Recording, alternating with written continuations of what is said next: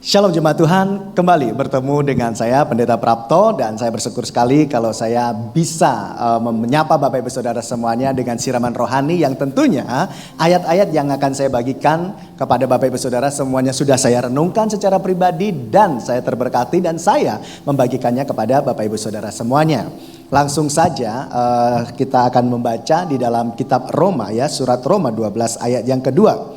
Janganlah kamu menjadi serupa dengan dunia ini, tetapi berubahlah oleh pembaharuan budimu sehingga kamu dapat membedakan manakah kehendak Allah, apa yang baik, yang berkenan kepada Allah dan yang sempurna. Ini adalah satu ayat yang luar biasa buat saya karena mengingatkan diri saya agar saya tidak sama dengan orang-orang yang ada di kebanyakan ya dunia yang selalu menawarkan hal-hal yang baik, yang selalu menawarkan hal-hal yang seolah-olah itu menjanjikan. Tetapi Alkitab mengatakan, mengingatkan saya secara pribadi supaya saya tidak menjadi serupa dengan dunia ini. Tentunya Bapak Ibu Saudara yang aktif seperti saya di media sosial ya, mengenal beberapa nama afiliator yang sekarang sudah mulai banyak diperbincangkan ya. Di mana mereka suka pamer ya dengan kekayaan mereka, dengan harta yang mereka dapatkan dengan mudah dan bahkan sudah ada yang ditetapkan sebagai tersangka dan dimiskinkan. Sebelum dia dimiskinkan, sebelum dia diperkarakan, banyak orang sangat terinspirasi dengan dia, pengen seperti dia.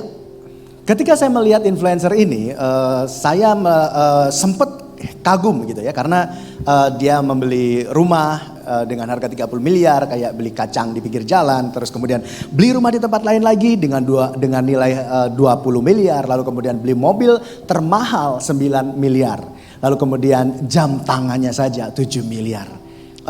Pernyataan dari orang-orang yang mengikut dia berkata, bagaimana kalau Tuhan memiskinkan kamu? Lalu kemudian dia berkata, bagaimana ya, saya kalau dimiskinkan, saya sombong, lalu kemudian Tuhan akan miskinkan saya bersedekah, saya berbuat baik.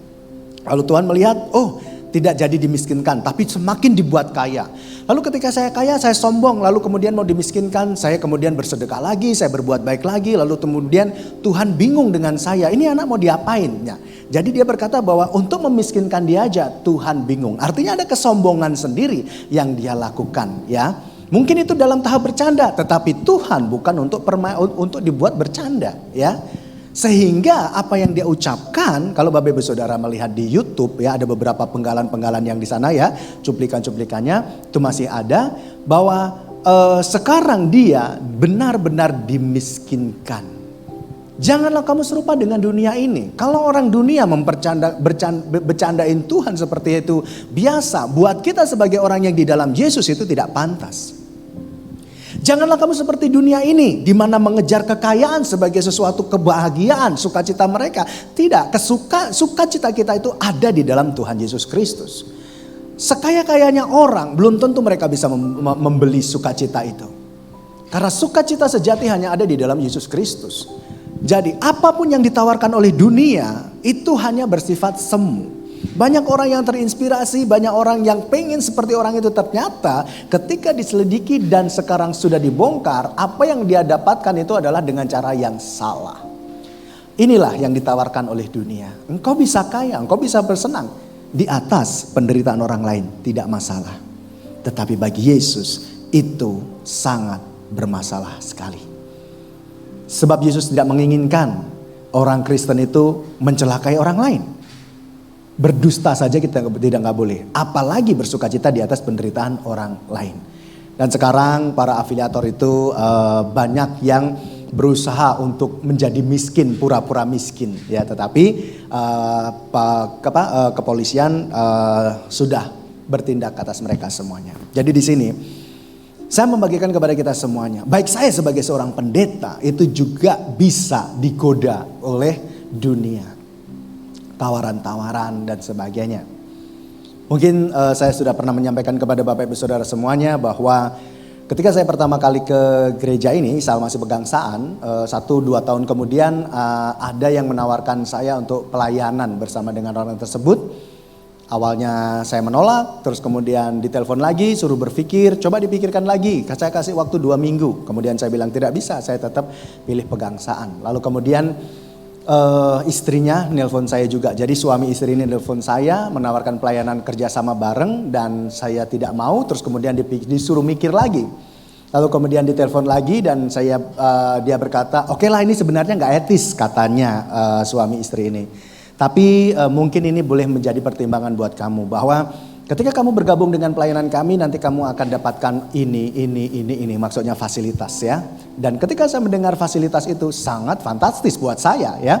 Dalam waktu mungkin 1 tahun 2 tahun saya bisa cicil rumah, saya bisa beli yang macam-macam lah ya. Tapi kembali lagi, semua itu hanya bersifat sementara. Kalau pelayanan saya didasarkan pada materi-materi seperti itu, 1, Tuhan tidak berkenan kepada saya. 2, saya memiliki cara pandang seperti dunia. Dan 3, tentunya saya mengkhianati panggilan pelayanan saya. Jadi ketika saya mendengar itu pun saya berkata kepada 2 hamba Tuhan ini, saya berkata terima kasih saya sudah ada di pelayanan Isa Al-Masih Pegangsaan khususnya di sekolah minggu. Jadi tawaran apapun yang diberikan kepada saya itu tidak akan membuat saya goyah. Karena saya percaya panggilan pelayanan saya bersumber daripada Tuhan dan Tuhan yang akan mencukupkan kebutuhan saya. Biarlah mungkin para hamba-hamba Tuhan yang lain berlomba-lomba untuk mendapatkan kemewahan, kelebihan dan sebagainya. Tetapi saya bersyukur sebagai hamba Tuhan yang ditetapkan Allah dan saat ini ditetapkan Tuhan untuk melayani di gereja Isa Al-Masih Pegangsaan. Saya tidak tergoyahkan dengan tawaran-tawaran tersebut. Jadi apapun yang saya terima itu semuanya bersumber daripada Tuhan dan Tuhan yang akan memelihara saya. Nah inilah yang saya bisa bagikan kepada Bapak Ibu Saudara semuanya. Apapun yang ditawarkan dunia di luar sana, percayalah kalau kita tetap berjalan bersama dengan Tuhan, Tuhan yang akan memelihara kita. Mungkin seolah-olah masa depan kita gak bagus, tetapi Allah sanggup menjaminnya. Ingat Abraham, ingat Yusuf, dan banyak tokoh-tokoh yang lain. Di sana kita akan menemukan kekuatan. Biarpun dunia menawarkan banyak hal, kalau hati kita tetap di dalam Tuhan, Tuhan yang akan memelihara kita. Mungkin di luar sana menawarkan lagi usaha macet nih, ada itu di sana orang pinter. Apakah Tuhan kurang pinter dari orang pinter itu? Sehingga kita harus mengkhianati Tuhan dan percaya kepada orang pinter yang diciptakan oleh yang maha pinter itu. Apapun yang menjadi kendala kita, apapun yang jadi masalah kita, jangan seperti dunia ini. Kekayaan, kemewahan, pangkat, apa semuanya tidak menjamin. Tapi kalau memang kita dianugerahkan hal itu oleh Tuhan, kita harus syukuri. Tetapi pola pikir kita harus tetap seturut dengan kehendak Allah. Tetap semangat, kerja keras, dan andalkan Tuhan. Selalu sehat buat kita semuanya. Mari kita berdoa. Bapa di surga, hamba berdoa buat anak-anak-Mu yang telah mendengarkan renungan ini di dalam nama Yesus. Engkau tolong mereka semua Tuhan. Kalaupun mungkin ada tawaran-tawaran dunia yang menggiurkan Tuhan. Di tengah kondisi iman yang mulai lemah, kami berdoa di dalam nama Yesus agar mereka dikuatkan, diselamatkan Tuhan. Kalau mereka mengalami kendala dalam pekerjaan mereka, usaha mereka, ulurkan tangan-Mu bagi mereka di dalam nama Yesus Kristus.